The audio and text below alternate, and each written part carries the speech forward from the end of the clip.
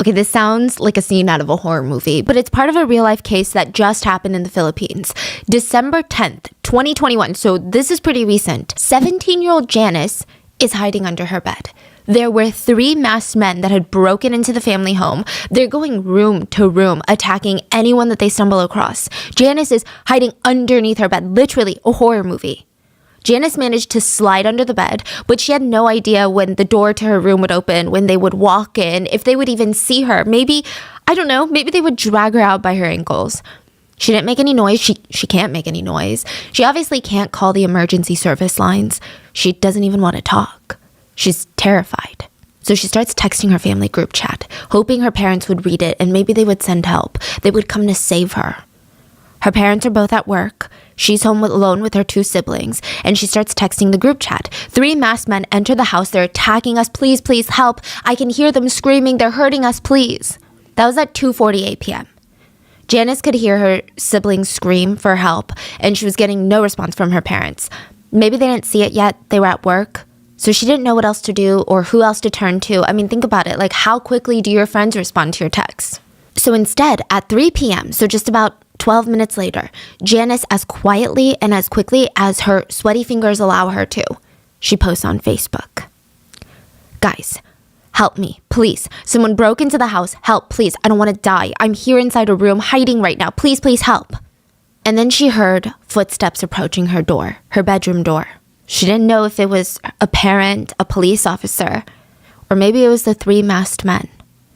Her father would later come home to find 2 of his 3 children dead. As always, full show notes are available at rottenmangopodcast.com. This case is pretty recent. It's based in the Philippines, and a lot of the sources were a mix of Tagalog and English. I did get a Tagalog speaker to help translate and help with the research, but of course, there are still things I think that can get lost in translation. If you guys know anything about this case that I didn't mention today, please let us know. And with that being said, let's get into the very, very strange case that everyone is comparing to a very specific Hollywood horror movie. Like one of the most iconic horror movies. Because this case is truly one of those instances where you think, you're like, I know where this is going. And then it just keeps getting worse and worse and worse. So let's go back to December 10th, 2021. Really quick. Clearly, this is a crucial day. This is the day that Janice is hiding under her bed. And immediately, the beginning of the day was off to a memorable start, a good start. It was the first time that Janice called the Maguads, her parents, Maguad, Mr. and Mrs. Maguad, mom and dad. They were leaving for work. They were kissing the kids on the cheek, and she called them mom and dad. I mean, I'm sure they told her for a while now that she can call them whatever she feels comfortable with, but she finally called them mom and dad. That's a huge day for any adoptive parent. You feel accepted. You feel like you earned this child's trust. You earned the title. I imagine Mr. Maguad, Cruz, his first name is Cruz, went to work just smiling, like ear to ear, split grin. He just seemed really excited about this and about the family that he was working so hard for. So while he's at work, his coworker opens the door. He's a teacher, so opens the door to his classroom, pops his head in, and is like, don't freak out, Mr. Maguad. Don't panic, but your house has been ransacked. You need to go home now. Mr. Maguad panicked. He freaked out. He runs out of the office. I think it took him about 15 minutes to get into his car, drive all the way home from the school, and there was no context given to him about what his coworker said. All he knew is that his house was ransacked and his 3 kids were at home, or they were supposed to be at home. He's terrified. He can't care less about the damn house. He just needs to get home for his kids, okay? He forgot his house key in the hurry because when he jumps out of the car, he runs to the front door and he doesn't have the key. He's shaking the handle. It's locked. He's pushing up against the door. It's still locked. It's not budging. So he decides, I gotta try another door. He turns to leave the front door and he looks down because there's like a crunch underneath his feet. He realizes that at the front of the front door, just on the floor, is a blood-soaked blanket and a knife. The handle of the knife was also missing. So he tries... Just the blade part? Yeah, just the blade part. I imagine, and this is speculative, but I imagine that would happen if you were using the knife to do like very severe things for the handle to break off. Mm-hmm. There must be a lot of force applied in some sort of direction. I don't think anyone came in with just a knife blade. So he tries the front door again. And this time there's a stronger sense of, panic and distress after what he saw. He's banging on the doors, shouting his kids' names. 3 kids, nothing. The door won't even budge. So he runs around the house to the back door and he's still screaming his kids' names like Gwen, boy, it's a nickname, Janice. And so he's running around the house to the back. There wasn't even a single scream coming from inside the house. It was eerily quiet. He gets to the back door, yanks it open. Thankfully, it's unlocked. And this is when Mr. Maguad realizes he's got to protect his kids. Okay, so of course, any father wants to immediately run into the house and scream his kids' names and frantically just look for them, making sure that they're alive. But he's thinking, if there's an attacker, if they're maybe holding my kids hostage so that they can't scream and shout, I got to be quiet and maybe I can at least sneak up on the attacker. That's what he's thinking. He's like, maybe I can knock them out. So as quietly as possible, he starts tiptoeing through the kitchen. And the minute he steps into the living room, his entire life, at least how he knew it, just ended in that moment. The entire living room was painted red with blood. You couldn't even see the floor. That's how much blood there was. Broken vases that were knocked over. There were glass shards everywhere. Blankets were soaked in blood. They were just thrown around. Even things that didn't belong in the kitchen, like pans, pots, baseball bats, they were just in the center of all of this, and they were covered and soaked in blood. And in the middle were the bodies of 2 of his 3 children. They had been murdered. Whoever did this was clearly sick and deranged and angry. I mean, the injuries on the Maguad kids were really bad. One of them was even missing an ear. It had been severed off.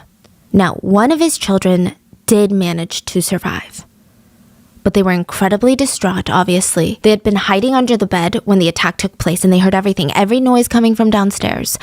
In what was supposed to be one of the best days of Cruz Maguad's life, it was now like a living nightmare. Every time he closed his eyes, all he would see are the 2 kids laying in the living room. Before we get into who survived, how it happened, I need to give you a breakdown of the Maguad family. And it starts with 4 Maguads. The 2 Maguad parents, Cruz and Lavella, and their now teenage kids, Gwen and Louis. So it's the 4 of them. Until one day, Gwen and Louis, they're both teenagers, they come home. They're like, Mom, Dad, we gotta talk to you about something. They sit their parents down, and in like the most professional Shark Tank proposal, concise, calm, well thought out presentation, they're telling their parents why they need a 5th member of the family, why they need to adopt Gwen's best friend, Janice. It kind of sounds crazy. It's like, no, we're not just going to adopt your best friend so that you can have a never-ending sleepover. That's not how life works. But the kids are like, Mom, hear me out. She's an orphan. She's been bouncing around from house to house. She is working as a live-in nanny right now, and she's never going to have a future like this. She hasn't even been able to go to school or study or have a childhood. She's constantly working. And then the minute that the family decides they don't need a nanny anymore, she's going to be out on the streets. She's 17. She was forced to grow up when she was like 5 years old. Please, please, please. Can we just let her move into our house? And she said that she would cook and clean and do the laundry and all of this. And we don't even have to pay her. She just wants to feel safe. Please, please, please, please, please. Parents are like, okay, wow, this is really intense. Do you know how old they are? Yes, Louis, the boy, is 16 and Gwen just turned 18. Oh, okay. So they're all teenagers, yeah. Like teens, yeah. And the parents are like, I don't know, guys. We don't even have a spare room. The 16-year-old Louis, the boy, is like, well, I could just sleep on the couch. Like, I'll give up my room. Wow. I mean, a 16-year-old boy to give up his room, that's very, very selfless. He's like, come on, guys. Like, you always told us we have to help our friends in need. Like, come on, Mom, Dad. They're begging, and they're like, let us have a private conversation about this, because this is a lot. And the few points that they keep coming back to as adults are, Gwen's friend Janice was just a kid, just like their kids. She deserves a fighting chance at life. They had seen her around and yeah, she looked miserable. Also in the Philippines, just like everywhere else in the world, when a young woman doesn't have the proper resources or support system, there's a very real risk that they might end up on the street. And once that happens, it's very likely that she could potentially be forced into work or worse. And even just the thought and threat of that looming over Janice's head, I mean, as parents, that's heartbreaking. Like, this kid is growing up knowing that this could happen to her at any moment. Just like one choice from somebody else. She has no control over her life, no safety net. The Maguad parents decide, maybe we can take the burden off of Janice. She's just a kid. She shouldn't have to worry about making sure that she has enough food and shelter. So the Maguads are very religious. They thought, you know what? Maybe the Lord has blessed us with enough to provide for our family and a little bit more because maybe we were meant to provide for Janice. Look, the Maguads are incredible people. I mean, there are so many families with even more than what the Maguads had, and they probably wouldn't agree to this. but they were just not normal people. So the Maguad family, they went from 4 to 5 members. They formally adopted Janice into the family, like legal papers and everything.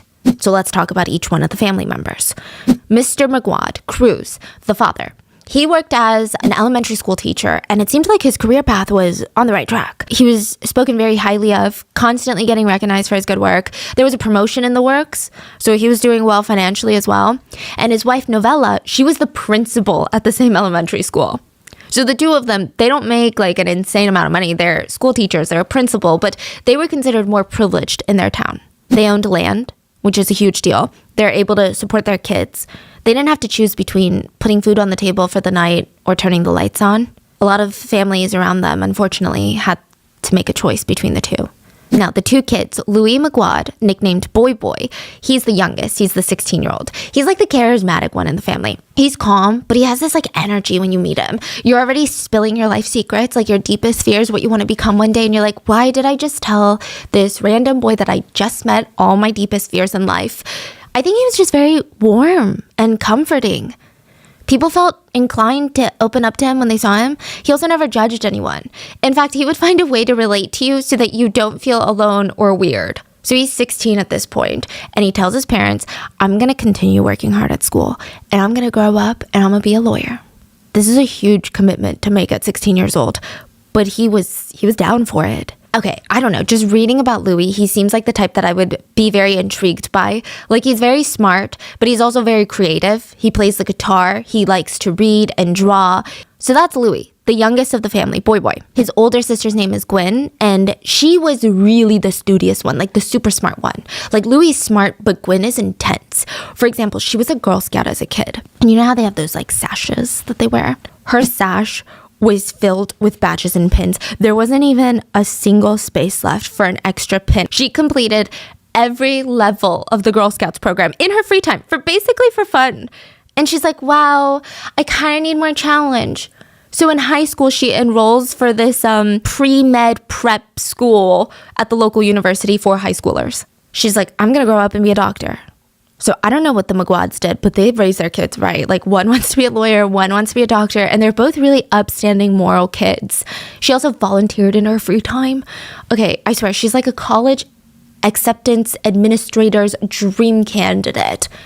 And yeah, I probably want her to be my doctor, okay? She's really approachable. If you happen to be at a gathering of any sort, like a party, you're feeling extra shy, uncomfortable. You're like, I don't know a single person here. I'm so nervous. She would sit with you and keep you company the whole time.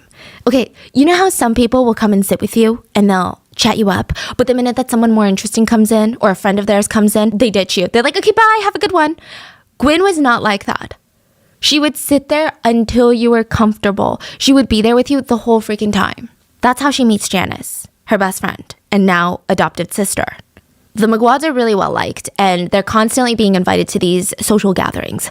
Now, one of their close family friends had a live-in nanny that would tag along to all these dinners and parties and just kind of run after the family's kids. So she's a live-in nanny for one of the Maguads' family friends. So she's brought to these parties on a working basis. You know, she's running around looking for the little kids that she's supposed to watch. And there's a bunch of other teenagers there that are just teenagers, like Gwen and Louis. They're there because it's fun and it's a Saturday, but she's working. And Gwen noticed her on more than one occasion.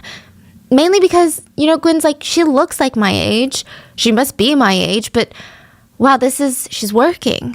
So Gwen strikes up a conversation with her, and they instantly click. Janice is a year younger. She's 17. Gwen just turned 18. And the two of them are like attached at the hip after the first time they start talking. Their favorite thing to do, this is like their go-to. Whenever Janice could get off work for a few hours, they would come up with these elaborate photo shoot sets. And they would like hang up sheets in the backyard and do these fancy little backgrounds. They would set up the little string lights. They would try to time it with golden hour. And then they would do each other's makeup and hair. And they would spend hours just goofing around trying to take pictures of each other.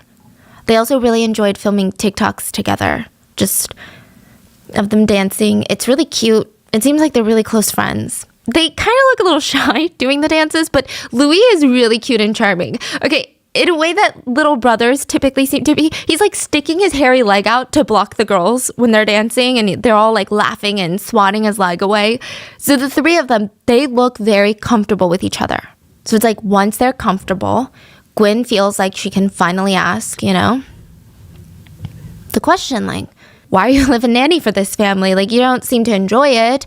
Do you need to make money for your parents? Like, what's going on? You can tell me, or if you don't want to, you don't have to tell me. Janice opens up and she says, well, I don't have parents. And she starts walking Gwen through her life story, and it's pretty heartbreaking. Janice said her first real memory started when she was like 8 years old. Before that, she doesn't really remember much. She just remembers she's 8, and a stranger found her wandering around a ship by herself, like a giant boat. Not even like a cruise, like I'm talking like a shipping container boat. Her parents were nowhere to be found. I don't know, they may have lost her, but more likely Janice believes that they just completely abandoned her. The stranger was nice and thankfully not a child predator, because they helped post Janice's name and picture on Facebook. Okay, I don't know if that's a good idea, but you get it. And they were posting on online forums to see if her parents were looking for her. Nobody ever responded. Finally, Janice is dropped off at the Philippines version of CPS, the Department of Social Welfare and Development. We're just going to call it DWSD. And that's where Janice stayed. So she's bouncing around from home to home. And then recently, she was offered a job as a live-in nanny for this young family. And she took it. Okay, so she hates the job. She hates it. But don't get me wrong, she's so grateful for this opportunity. I mean, to have like a family take her in and let her live with them, that's a great job. It's sad though. She like gets to see these young kids live this amazing life with a family that care about her. She sees Gwen and all the teenagers at the gatherings being, teenagers. They have stress, but it's different. They have parents to comfort them. She told Gwen one of the things that she wished for the most growing up. She just wished that she could run around with kids. She wished that when she was running around, she would fall down, scrape her knee, and she could just have a mom to run to that would hug her and put her on her lap and blow on her knee and tell her, it's okay, I got you. I mean, even now, Janice said she wished that all she had to worry about was getting good grades and getting accepted into college and not getting fired and being without a home and having nothing to fend for herself. So Gwen is really emotional when she hears Janice's story. I mean, for one, she had come to see Janice as her sister. So to hear about how hard her life was, it was rough. But another reason was, I'm sure it touched on the privilege that Gwen felt like she had, to know that she was lucky enough that she could always depend on her parents to be there. So like, side note, Gwen's parents, they're not like free-for-all parents. They're not showering her with amazing, luxurious items and like letting her do whatever she wants. Just because they were doing okay didn't mean that they were spoiling the kids. Each member of their family, they had their own set of chores. Everyone had to pitch in. The kids had to study. They had to get good grades. Everyone had to be responsible. They had to go to church on Sundays. Like, there were a lot of rules. They were actually pretty strict parents. But Gwen and Louis had come to really respect their parents for that. They really were raised really, really well. Like, I think the fact that Gwen and Louis are even comfortable enough to ask their parents to adopt Janice, that just shows you how tight they are, how close they are. So Janice moves in. She gets formally adopted, okay? She moves into Louis' room. He moves out. He's permanently on couch duty now. And from the moment that Janice moves in, everyone treats her like family. They wanted her to feel like at home. They enrolled her in a school immediately. I mean, she had all this room to breathe now. She didn't wake up every single morning to worry about work and putting food on the table. She was just a kid. She said for the first time, she had the luxury of daydreaming about her future. Like what her dreams are going to be, what she wants to be when she grows up. She had never done that before. So after moving in, the three siblings, they get closer and closer. They kept doing their photo shoots, hanging out all the time. Janice even went on vacation with the Maguad family for the first time. So really close. Now, I do want to make it clear. Not everything was sunshine and rainbows. I'm sure any adoptive parent will tell you that it's freaking hard when a new child has to get accustomed to their like new environment, learn the rules, and even just to trust the adoptive parents. It's a long process. There's this long, hard grace period you have to go through, and it's completely normal for there to be hiccups along the way. You just have to be open about it, which the Maguads were. I really do think that them being educators helped them in this whole process. They were always patient and understanding. So Janice's first hiccup came a few months after her adoption. The Maguad family had land and a few pigs that they were raising on this land. So they have little pigsters. And Cruz sold one of these pigs for about $200. He takes little cash, it's a bunch of small bills. He puts it in a little cash jar in the primary bedroom because he knew that I don't know, maybe he'll need it for an emergency one day. The same month, his elderly parents test positive for COVID. Now, in the Philippines in 2021, there were these quarantine facilities that you have to go to. So at least in this area. So his parents, they're being quarantined in a government facility and they would need money for food and supplies while they were stuck in there. Cruz is like, okay, perfect. I knew that $200 was going to come in handy. He runs to grab it from his little glass jar and it's freaking empty. It's gone. He's like, that's so weird. So he asks his wife, hey babe, like, have you seen the money? She's like, no, why would I touch the money? He asks his kids and they're like, no, I haven't seen the freaking pig money. Like, why would what? He's like, okay, well, do you guys know where it would be? Everyone's shrugging. They have no idea. They all start helping Cruz search for the missing money. Cruz even wondered if maybe thieves had gotten into the house to take the money, but that didn't make sense because nothing else was stolen. And usually someone was home, so wouldn't they have known? They also have these big dogs that bark like crazy at strangers. So he's genuinely puzzled by this. He's like, this is a case of missing money. This is mind-boggling to me. The family look around for hours. You know, the family is doing well enough to feed the kids and everyone. They're financially stable to a degree, but they don't just have a ton of extra money laying around. So Cruz really was counting on this $200 to give to his parents. He needed it. They're doing everything. Couch cushions, under the refrigerator, under the stove. They're turning over all of the rugs. And one of the kids picks up Janice's backpack. Not because they think it's in Janice's backpack, but to search the ground underneath Janice's backpack. Her backpack was suspiciously heavy. Again, he had received small bills for the sale of the pig, including, I believe, like heavier coins maybe. And so it's not just like two $100 bills. They're like, oh, that's weird because we're doing remote learning. We don't really have a lot of textbooks in our bags right now. So they thought, what the hell? Why is her backpack so heavy? But they didn't accuse her. They just kind of glanced at Janice and she saw the kid, her sibling, holding her backpack. And it was just, the look of guilt was so clear on her face. It was clear as day. She confesses. Turns out Janice had a secret compartment that she made in her backpack. So you know the bottom flap of your backpack, you open it up and you look inside and you're like, oh, that's the bottom of the backpack. Well, she undid the seam, created a little empty space between the fabric and the actual inner lining of the bottom of the backpack, hid the cash in there, sewed it back on, basically creating a false bottom for her backpack. Very crafty. But the crazy thing is, and this is why I'm like, I don't know if I can be a parent because it takes so much patience and understanding. Because I'd be like, why'd you do that? That's crazy. But Cruz wasn't even angry. He was disappointed. He's human. And her new family, they all looked at her confused and disappointed. But Janice was breaking down. She's like, I'm so sorry. I don't even know why I did that. Like, I know you probably hate me now. It's awful. I'm so sorry from stealing from you. Please, like, I totally get it. If you want to kick me out of the house, if you want me gone, like, I get it if you never trust me again. But please, I'm just so sorry. I really don't know why I did that. The Maguads were hurt, but they also kind of understood. So Janice had grown up with nothing. She didn't have the security that the Maguad kids had grown up with. And side note, stealing is actually very common in families with recent adoptees, especially with money and food. It comes from the child's scarcity mindset. So, think about it. If you never know where your next meal or money for your next meal or even shoes or socks is coming from, and now you're suddenly in a place with an abundance of food, of course you're gonna think, I should probably grab some more so I can save it for later when I inevitably need it again. There's no way you're just going to take it for granted immediately and be like, this is my life now, unlimited food. These children truly believe this family's going to let them go. They're going to face scarcity again and they need to stock up.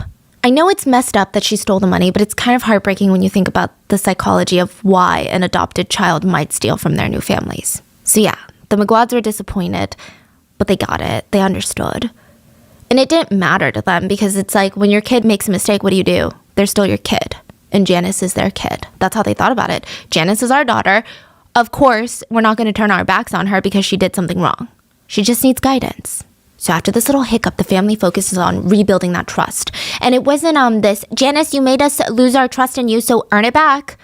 It was more so the Maguads trying to comfort Janice, to reaffirm in her belief that they're family now and she never has to worry about food for as long as all of them live because she's family. After this incident, the family actually come out stronger than before, more bonded together. Gwen started tutoring Janice when everything went into remote learning. And December 10th of 2021, before the Maguad parents left for work, Janice turned to them and called them mom and dad. It was supposed to be a very, very, very good day. there was a problem. Janice, their adopted daughter, whom they thought was legally categorized as an orphan, meaning without parents.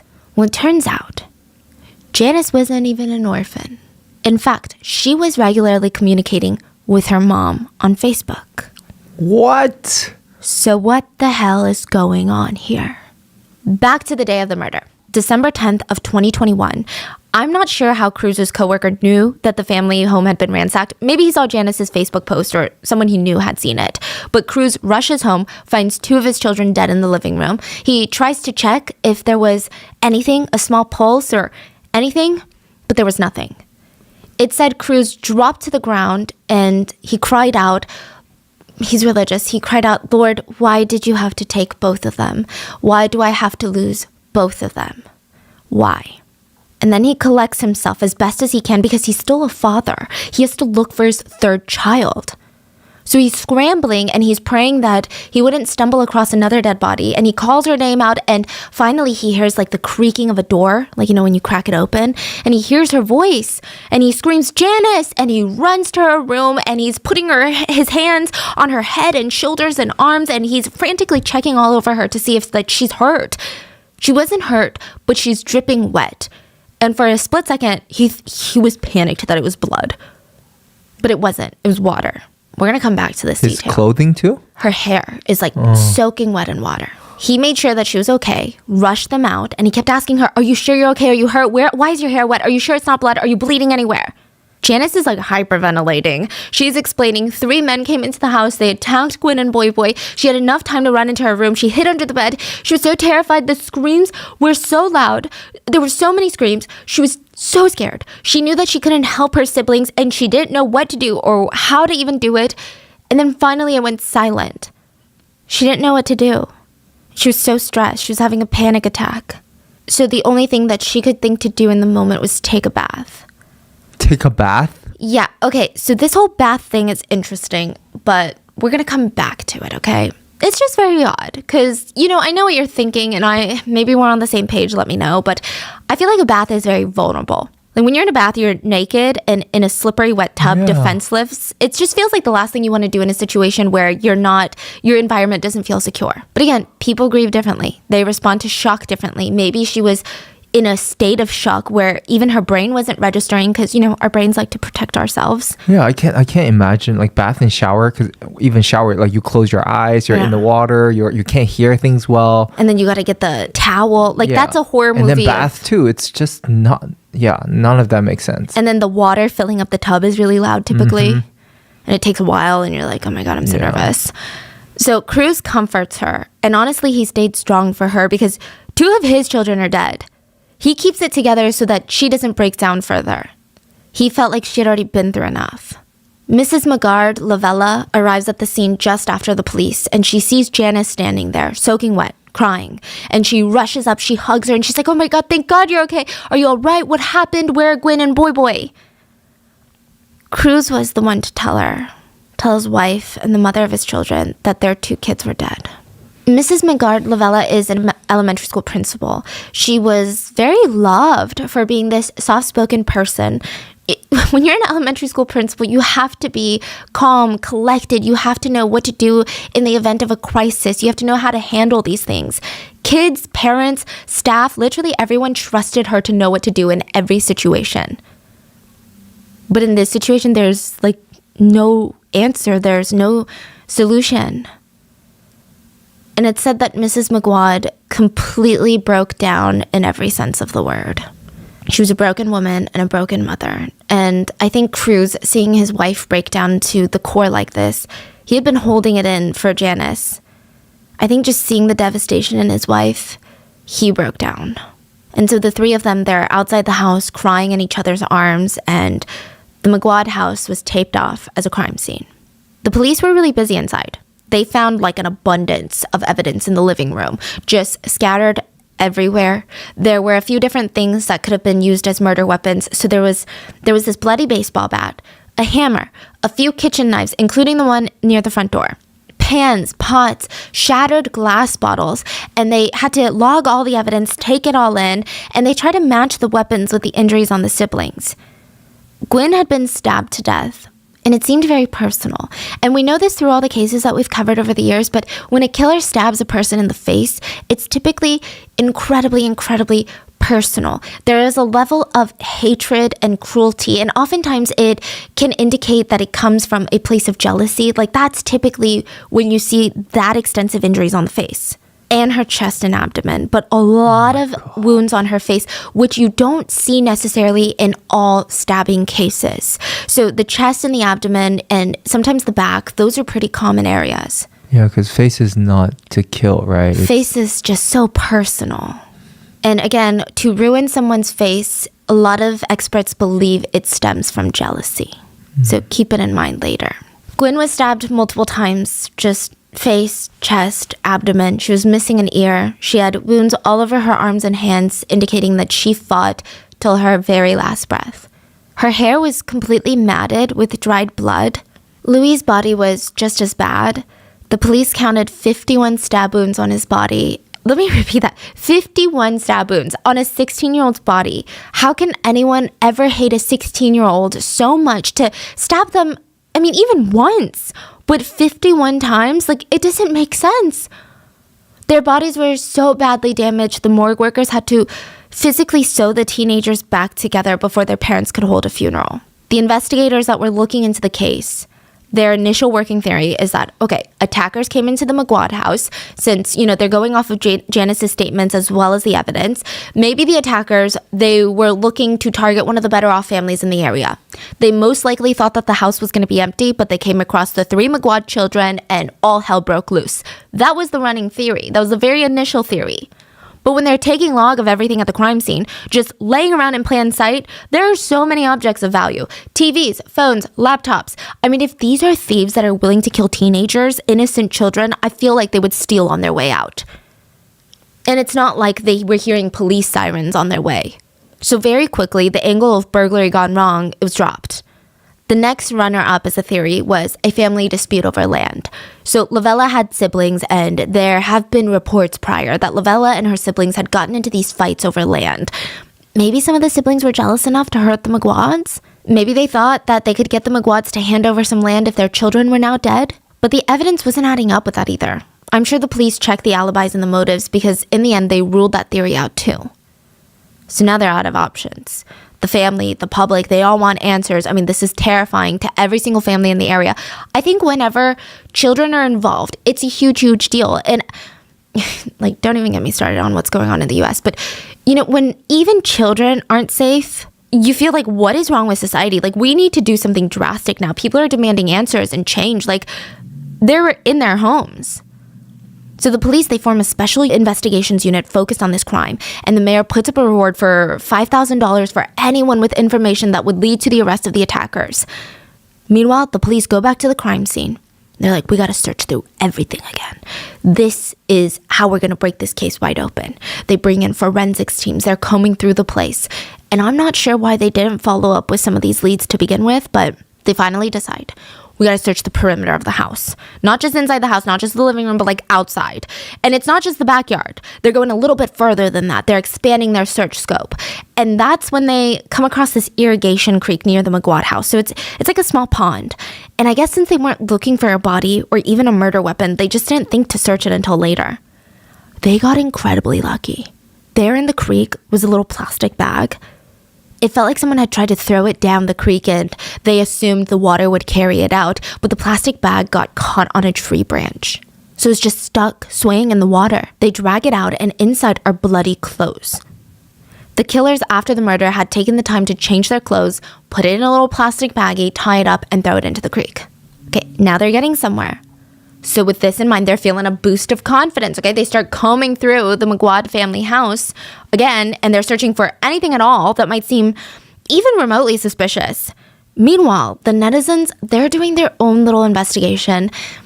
And, the police, they explored the burglary gone wrong theory, the land dispute theory, but there was one theory that nobody really wanted to be the first to say.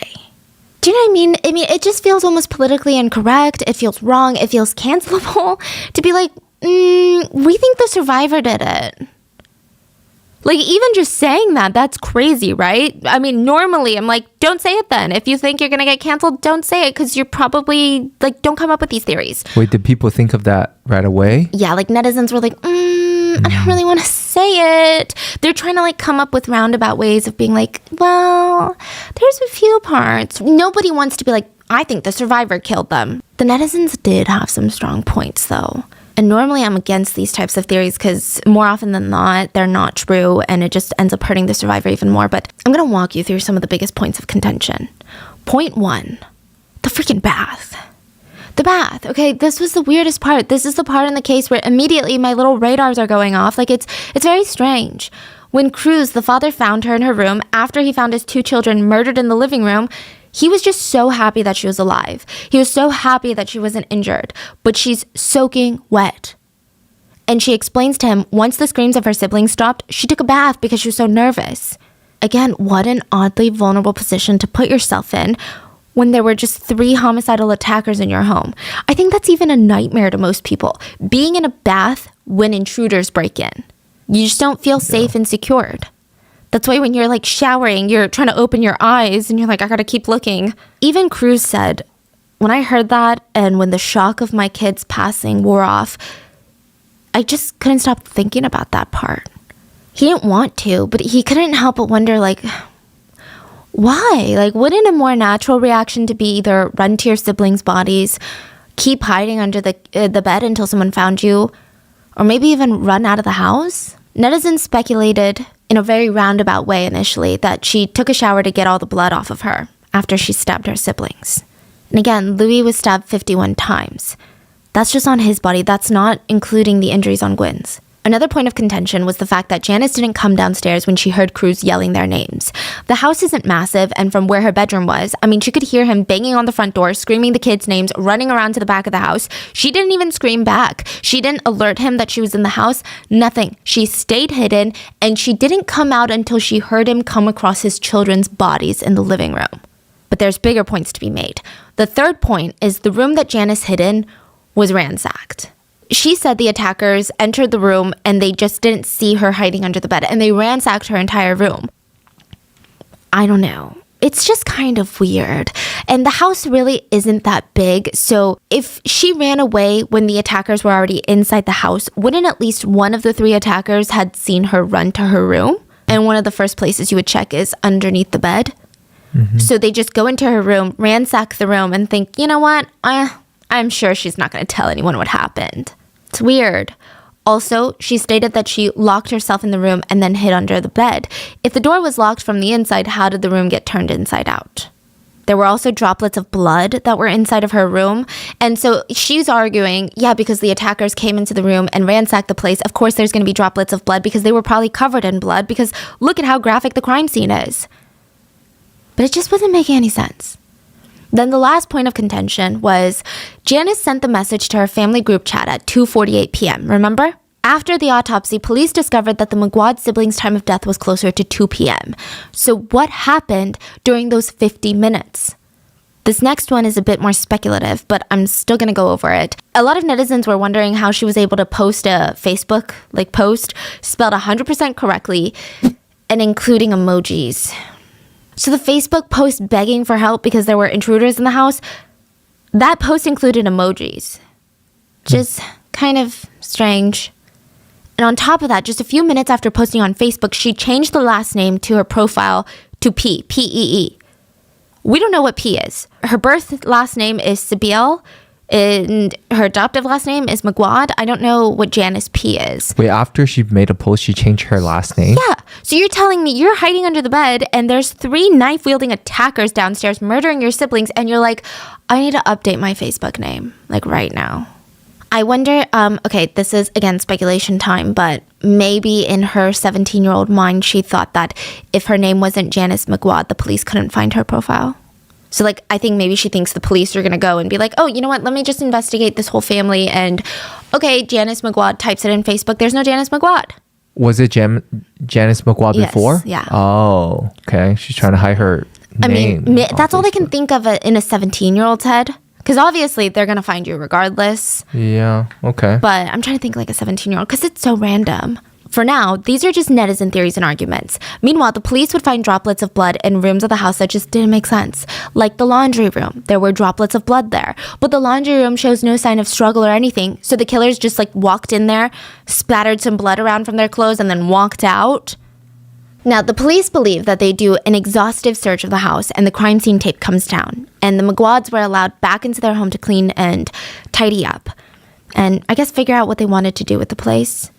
Mrs. Maguad felt like a zombie in this house. So while the police were investigating, all she did was cry and grieve and scream and then crawl up in a ball and then wait for the wave of emotions to hit again.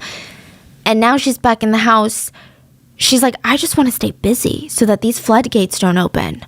She starts tidying up the areas and she starts with Janice's room. It's been ransacked. So this is Louis' old room. Mrs. Maguad starts going through and cleaning up and she stumbles across an ID. She's never seen this ID before. It doesn't belong to her children. She rushes to hand it over to the police, and since the ID belonged to a 17-year-old male, his name has not been identified to the press, but he's often referred to as Marlon, which is a pseudonym. Lavella did not know Marlon. She had never seen Marlon before in her entire life, so why is his ID in her house? Her neighbors had seen him before, though. The day of the murders, a few eyewitnesses came forward to say that they saw Marlon heading towards the Maguad residence. And it wasn't just neighbors. A store owner that was asked said Marlon came in and asked him which house belonged to the Maguads. A motorcycle driver said that he even drove Marlon to the Maguad house that day. What? So the police, they finally have their first big lead. And since Marlon's ID was found in Janice's room, they bring her in and they start questioning her. And when I say questioning, I mean that in the lightest sense possible. They're not interrogating her. They're just like, hey, we found this ID in your room. Do you recognize it? Do you know who this person is? Wait, are they suspecting her at this point? Oh, okay. They're just like, oh, we found this in your room. Maybe it's Louise. Maybe Louis had a friend, but we just want to know if you know. Just simply asking questions. And she's like, yeah, I know that person. They're kind of taken aback. I don't think that was the answer that they were expecting. They're like, oh, you know this guy? Yeah, I know him. And she breaks down and she says, I had something to do with the murders. In that interrogation room, in the presence of a lawyer, Janice admits that she and one other accomplice were the ones that murdered the Maguad siblings. Look, the admission itself was never released. All we know is that she admitted to it. But we don't know how active of a role she took. We don't know if she participated in the physical killing. I think most people suspect that she absolutely did, but we don't even know who her accomplice was, beyond the fact that everyone calls him Marlon. And that's not even a nickname. That's just an online pseudonym for him. But is he caught though? Yeah. So her and the 17-year-old, they're both caught. We know that he's 17. He works for the church. He worked as the person that sets up the church hall before service begins. And that's really the extent of what we know about him. We don't even know how the two met, what kind of relationship that they had. Netizens suspect that they were dating, which normally that sounds like a good theory, right? But it's weird because Janice's Facebook, she had pictures with another guy that she would refer to as her boyfriend, and it's not Marlon, apparently. Speaking of Janice's boyfriend, the police were able to track him down. They questioned him, make sure that he's not involved somehow. He wasn't.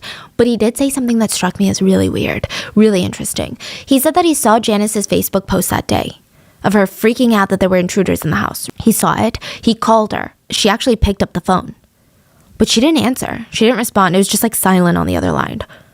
He didn't hear any strange noises or anything like that, so after a few seconds of silence, he just hung up. He assumed that nothing really bad was happening, maybe she was being dramatic. Okay, so this was odd to me. It strikes me as so strange.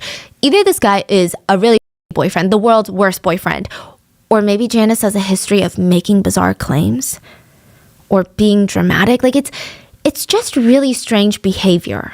I can't imagine a world where your loved one or anyone posts like that on social media and you're just like, oh, well, it was silent when I called them. They're probably fine. Unless it's frequent? I don't know. The police immediately track down Marlon. They find out that he has a record. He was caught with illegal drugs not too long ago. And there wasn't even a chance to deny his connection with the Maguad murders because they found Gwen's phone in his bag when they arrested him.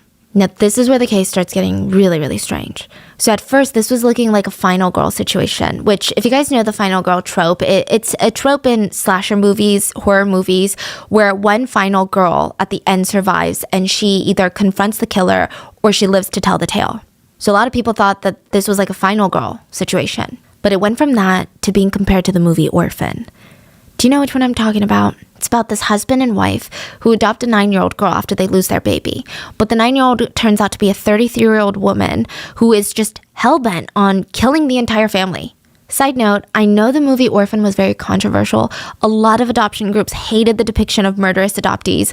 And I think that there was even speculations that it affected adoption numbers for like a year or two. I don't think I can really give input on that or anything involving adoption because I don't know. I guess I was always in the belief that adoption is really good. But then recently I was seeing TikToks of adoptees saying that they feel a lot of resentment towards adoption centers and groups and their adoptive parents. And I'm like, okay, I know nothing about this world to say anything, but this case has been compared to the real life Orphan. And I just want to put a disclaimer. Just like any other case, there's bad people everywhere. Like you're going to take a group of people, you're playing a numbers game. There's going to be an evil man, an evil woman, an evil adoptee, an evil religious leader, an evil politician. They're all kind of evil in that little area, but you know what I mean? So don't take this case or any case as like, oh, this is why I'm scared of these people or these situations. So anyway, people pointed out the similarities between this case and the movie. Both girls were adopted by a family that was kind-hearted, financially stable. Both girls disguised their hatred and jealousy with like this super fake, sweet facade. But the similarities kind of end there. Janice is not an adult. Janice was a minor when she committed those crimes. So she was a child who killed 2 other children, just so that she could be the only child left. Is that it? That's it? That's the theory. We're going to get to it. So, I mean, again, I do see why people keep comparing the 2 cases. It's human nature to draw these connections, but I will say, unlike the movie, Gwen and Louis were very real. Like, these are real people. So the Maguads thought Janice was a troubled orphan, looking for a chance at a better future, right? That's what they thought. But she wasn't even an orphan. Her parents weren't dead. They didn't abandon her. They weren't gone. In fact, she was still in contact with her mom at the point that she was adopted by the Maguads. Okay, Janice was born to a pretty rough environment, though. That much was true. Her parents, Michelle and Juanito, they didn't have much. Most of their meals growing up as a family consisted of just eating sweet potatoes, not even 3 times a day, like maybe once every 4 days just to feel full. Sometimes they would eat sweet potato leaves if they didn't have any more sweet potatoes left, or they would ask their neighbors and beg them for rice or eat almost rotten bananas. So Janice did not have a normal childhood. She was never carefree. Her dad was always getting drunk and upset that they didn't have money. And Janice was found on a boat in 2013. Now, it's hard to say if she was abandoned, like she claims, or if she left her family willingly. But she's found on the boat. She lies about not having parents. Maybe she was embarrassed. Maybe her parents were dead to her after everything that happened. I don't know. I think this part we can sympathize with, right? Like her childhood. And maybe even the fact that she lied to everyone about her parents abandoning her. In a way, maybe she did feel abandoned by them. Either way, it's speculated that she just wanted to be taken in by the Maguads. But all this trauma, all this hurt started resurfacing when she saw how loving the Maguad family was. She saw how they doted on Gwen and Louis and they protected their kids and loved them and helped them grow into good people.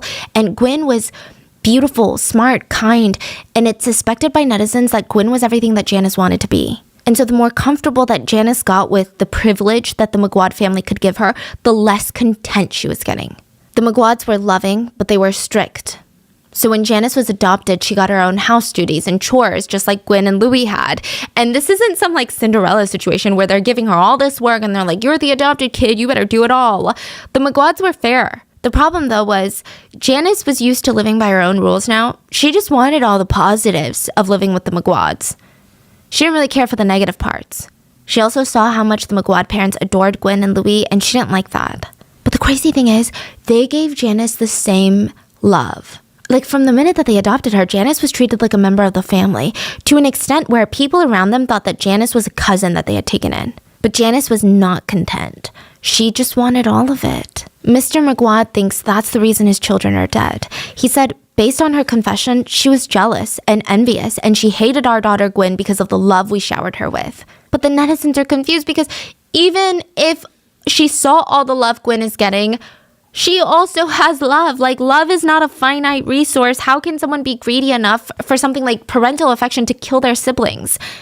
To add weight to the theory of this motive, remember how she called the Maguad parents mom and dad for the first time the morning of the murders? Mm-hmm. Now in hindsight, that could allude to her jealousy and her belief that she would soon be their only daughter. Yeah. And I think it's the feeling of maybe Janice felt like she could never compete with Gwen and Louis because these are the birth kids.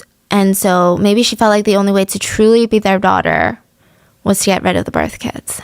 So Janice admitted to being involved in the murders, and the theory of why she did it is still being debated. But I feel like up until this point, even for the Maguads, it felt, okay, it doesn't feel excusable or even understandable. But from a psychological standpoint, it seemed like, you know what I mean? It kind of made sense psychologically.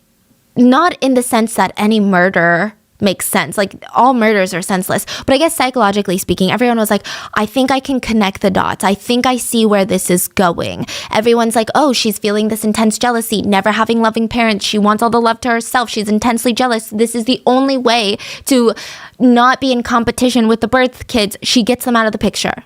That's what we thought. And then the police find text messages in her phone. They're in Tagalog, but they've been loosely translated to English. The identity of the person she's texting hasn't not been released, but we can kind of assume that it's Marlon. In the text, Janice says, there are 7 people I want to kill. I won't tell you who they are now because you might report me, but this is all I have left to do before I can finally get the freedom I want.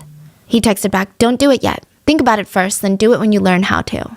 They both laugh, and she texts him back, I think I can do it now. Tell me, do you think anyone would still take me or accept me if I ever do kill someone? Isn't there a saying that no matter how big your sins are, even if you killed someone, the Lord will still forgive you? You just have to ask for it, right? Hell, I mean, even soldiers kill people, so I should be allowed to. You're crazy, Janice. But for me, it's okay because I have someone special who will still love and accept me even if I do end up killing someone. Janice says, I'm being serious. I want to be a Marine. Yeah, she wanted to be a Marine, okay? And he says, soldiers don't kill people who wouldn't kill them first. I just want to finally be happy and do what makes me happy. Same. I want to not worry about the people around me anymore. Janice gets upset and she says, whatever, if you don't want to do it with me, then I'll just find someone else who will. I just can't take my surroundings anymore. It's not healthy for me. Same. Haha. Don't you have anything better to say than just same? Anyway, can you imagine it? I think it'll be fun to kill someone. The other person asks again, who do you want to kill? Let's make a list. I don't want to tell you though yet, because you might report me to the authorities. This is all while she was living with them? Yeah. So I don't really know if I believe in this whole, like, I wanted to be the only loved one. Not that that's even more excusable, but I feel like there's a financial motive. There's something. On December 16th, 6 days after the murders, both Janice and Marlon were arrested. They weren't sent to jail because they're minors. They were both taken into basically like a juvenile facility. And, wait, so what's going on with her mom? You're saying she's still talking to the mom? Yeah, her mom has no idea what's going on with her. I guess the mom is like, okay, you're just off to fend for yourself. And they would just keep in contact through Facebook. So her mom was a mom. Speaking of Janice's mom, she would actually meet with the Maguad parents. She would look for them, and she ran into them at Gwen and Louis' cemetery. So Michelle, Janice's mom, approached them, and she got down on her knees and said, I'm so sorry. Every time I see their photos, I can't hold my tears back. I feel how you feel. Lavelle lifted the woman back into a standing position so that they were eye to eye, and she said, you don't need to kneel. If only I could make you feel how painful it is, but I don't have the courage to do that. All I want and all I'm asking you is maybe you're the one person that can get her to tell the truth of what really happened. Michelle, Janice's mom, tried to go meet with Janice, but she was not allowed to see her. So the killers were tried separately. So they were tried for the murder of Louis and for Gwen separately. One for Louis, one for Gwen. And when this first sentence came out, it was insane. Oh, speaking of, while they were at this juvenile center, they're provided with like activities. It doesn't even seem like prison. They're going through therapy. They have activities to keep them not bored. And while they're at the center, Janice, for lack of a better word, she gave everyone there the creeps. She would just sit in her cell quietly, never made small talk, no interest in anything, just sitting there watching everyone. The other kids there were so scared they asked to be transferred to a different room. So the first sentence came out, and the 2 killers would receive 10 years each for the murder of one Maguad sibling. So there was still another trial left, but the public and the Maguad parents, they were outraged. Like, how can someone get only 10 years in prison for taking another life, for taking the life of a child? It said the sentence was light because in the Philippines, the criminal age of responsibility is 15, meaning if you're younger than 15, you get no legal liability, just rehabilitation, but Janice was 17.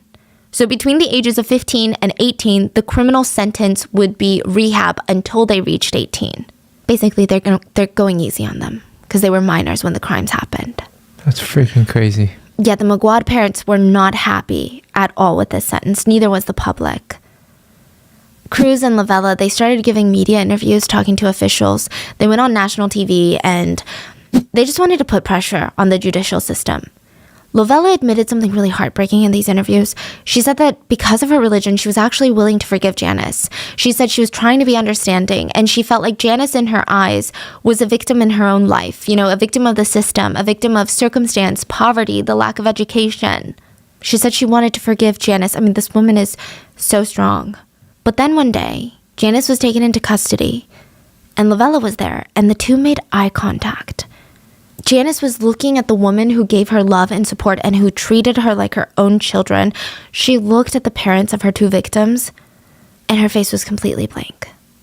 No remorse, no guilt, not even anger or sadness or confusion, just cold indifference.